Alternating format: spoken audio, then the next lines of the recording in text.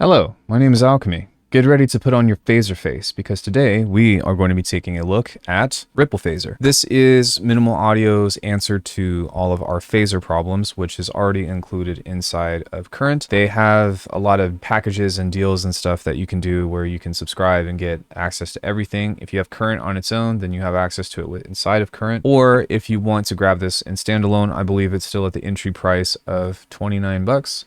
Which it will go up to 50 at some point. Minimal Audio sent me a copy of this. They did not say whether or not I have to have a certain bias towards this. So I just want to talk about it, show you some examples, and then you can decide whether or not this is a plugin for you. So we are starting with a complex sound. I am going to back up here in a second and go to something that is a lot more simple so you can actually tell what this does. But just as a demo, this is the initial sound that we're starting with. And then let's go ahead and just kind of mess around with this for a bit before I start talking about what everything does. And then you can be like, oh, is that cool or no?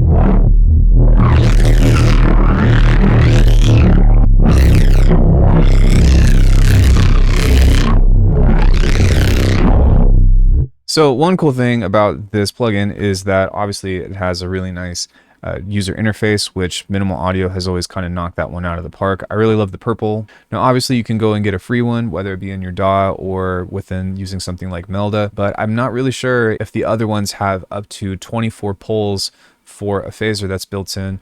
There's also several different modes over here on the right.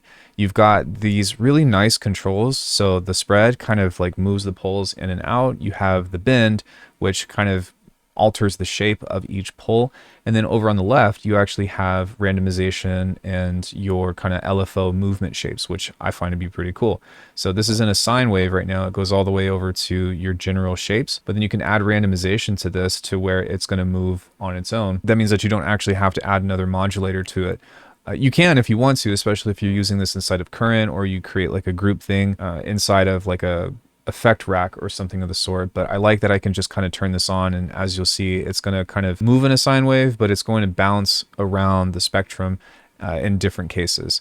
Now, the other thing that I can't help but mention is that every single Minimal Audio plugin has a built-in soft clipper, or actually both a built-in soft clipper and a hard clipper. And so that's really cool because it basically means that you can crank this, which is what I'm doing, as you can see, as much as you want, up to 12 dB, and it will also, there's the output as well, but you can push this and make it louder without it going over the zero, without it peaking, I guess. There's also this other feature that I kind of have just been experimenting with. Now, I haven't really been able to tell the difference, but the input send mode, in theory, allows you to push the signal harder, and the signal that's being pushed will only have the effect applied to it, so the original signal won't be touched.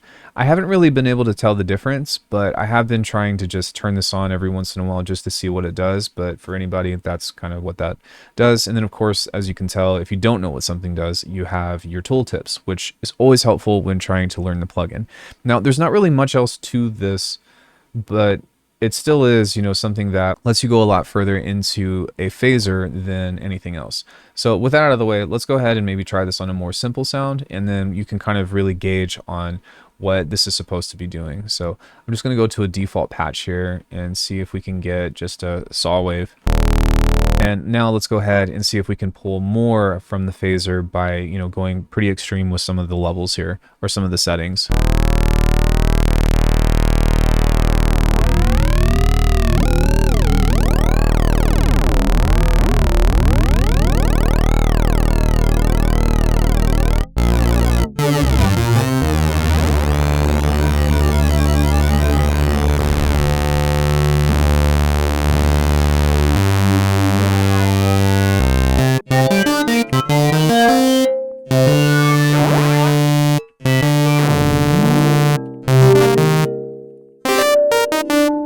That's kind of cool because it's almost like creating resonator vibes. And I bet if we were to stack this on top of each other and have multiple instances of this, then you could actually probably get some really cool physical modeling things. But I mean, looking at this here, and if you didn't know, for the most part, phaser, flanger, comb filter are all cousins of each other, which are all essentially a delay, which would also make it related to a chorus. That's a little bit further down the rabbit hole, but these little spikes and peaks and stuff kind of give you this, you know, really cool sense of natural resonances because of the way that this moves. And so if we were to keep this maybe not in stereo perhaps, or maybe adjust the offset here to where it's all kind of there, then what is going to happen is as you move this around, let's say we don't even turn this on. Can we just set that to off? So that would be cool. Oh, there we go. So we can just turn that off. So with this, we can kind of move this over, actually mod depth 0. There we go. And now that this is stagnant, we can actually use this as a comb filter. So now if I were to do something like a saw wave, or sorry, a sine wave, and set this here to, and then maybe if we had just a little bit of white noise, so just load something up.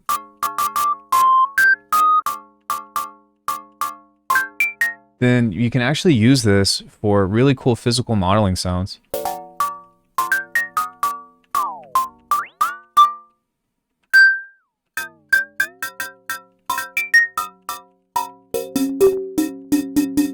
Now, one thing with this, in order to make this do what you want it to and kind of lead up, you would definitely want to key track this to where it would be super useful to use inside of something like Current. At the same time, you can still, you know, if you just stick to one sound and then you think about resampling this, then you can get some really cool physical things out of that. And then when you start introducing that stereo and you start making this really weird and wonky,